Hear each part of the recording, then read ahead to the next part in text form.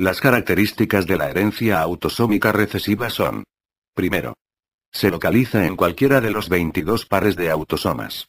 Segundo, el sexo del individuo afectado no influye de manera importante en su manifestación, porque se encuentran localizados en los autosomas.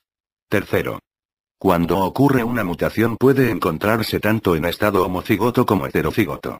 Y sus manifestaciones fenotípicas, solo pueden observarse en estado de homocigosidad, al unirse los dos alelos mutados. Cuarto, el heterocigoto se le designa como portador del carácter anormal, y en ocasiones es posible detectarlo. Quinto, afecta a ambos sexos por igual. Sexto, en la frecuencia familiar existe un riesgo de 25% de recurrencia. Séptimo, la proporción de sanos sobre afectados es de 3 a 1. Octavo, es habitual encontrar antecedentes de consanguinidad o endogamia. Noveno, su modo de herencia se caracteriza por ser horizontal. Y, décimo, estas características se representan con la siguiente tabla. A mayúscula representa el homocigoto sano normal. A minúscula representa el homocigoto afectado, y A mayúscula con A minúscula representa el homocigoto portador. Como vemos, la diferencia entre los trastornos dominantes y recesivos, es que los recesivos tienen portador y los dominantes carecen de él. Ahora hablemos del trastorno recesivo, ligado a X. Dependen de genes situados en el cromosoma X, que se expresan solo en ausencia del alelo normal. Los varones tienen un solo cromosoma X. Y los que tienen un gen mutante sufrirán la enfermedad que se manifiesta. Por lo tanto, ya que son hemicigotos siempre serán afectados. Las mujeres tienen 2 cromosomas X. Y en el caso que surja una mujer afectada, tendrá seguramente una doble dosis del gen mutante, o solo un cromosoma X. Los varones tienen la enfermedad, y las portadoras no afectadas son las que transmiten el rasgo. Ninguno de los hijos de un varón afectado, recibe el cromosoma X del padre. Y por tal, la transmisión de varón a varón, no es posible. La mujer tiene la probabilidad de 50 sobre 50 de ser portadora. A menudo se detecta el estado de portador, en una mujer expuesta a riesgo. Pero es prácticamente imposible excluirlo por completo. Por la aplicación y consecuencias de la hipótesis de Lyon. La hipótesis de Lyon señala que en toda célula dada, solamente un cromosoma X es el activo. Y el otro es el inactivo. La masa cromatínica nuclear, o corpúsculo de Barr, representa al cromosoma X inactivado.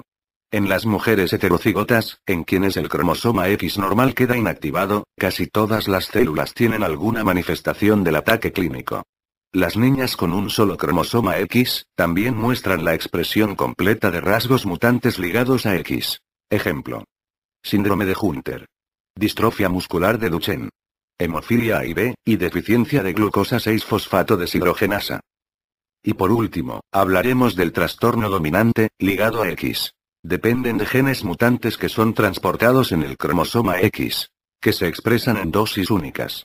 Por lo tanto, sufren el padecimiento las mujeres heterocigotos y los varones serán normales. En tanto que las hijas sufrirán el trastorno.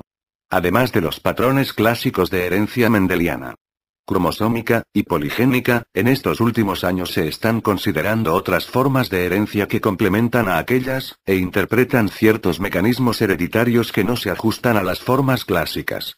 Estos son: 1. Impronta genómica. Que tanto la madre como el padre, contribuyen a través de sus gametos con su material hereditario. Pero la expresión de los genes puede ser distinta según el sexo parental del que provengan.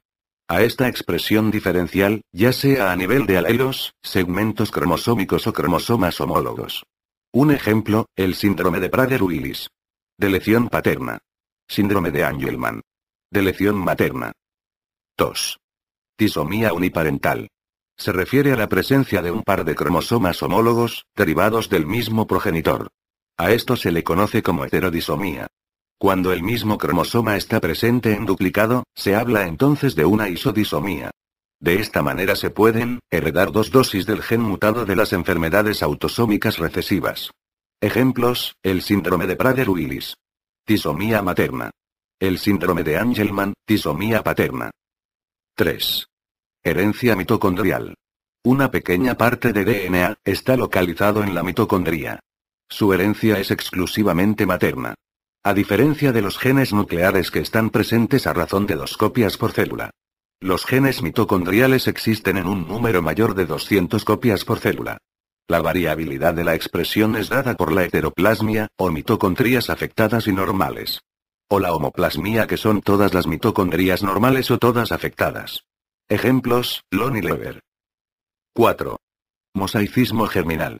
Las mutaciones se encuentran en la línea de células germinales de uno de los padres. Por lo cual ninguno de los progenitores mostrarán la enfermedad. Un ejemplo, el síndrome de Cruzón. Los trinucleótidos o tripletes se encuentran repetidos. Lo que será la causa de las entidades. Bueno, a nombre de Infomed by Grupo 13, me despido. Solo recuerden que la siembra es opcional. Pero la cosecha es obligatoria. Soy José Carlos Torres García. Hasta la próxima.